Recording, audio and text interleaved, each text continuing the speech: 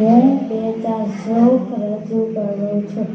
વિઘ્નેશ્વરાય વરદાય સુરપ્રિયાય લંબોદરાય સકલાય જગદ્ધિતાય નાગાનનાય સુતિયજ્ઞવિભૂષિતાય गौरीसुताय गणनाथ नमो नमस्ते.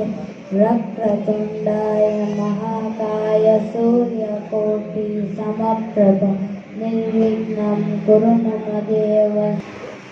कर्पूरगौरं करुणावतारं संसारसारं भुजगेन्द्रहारं सदा वसन्तं हृदयारविन्दे भवं भवानी सहितं नमामि. ओम सर्वमंगलमांगल्ये शिवे सर्वार्थसाधिके शरण्ये त्र्यंबके गौरी नारायणे नमोस्तुते. अस्तु.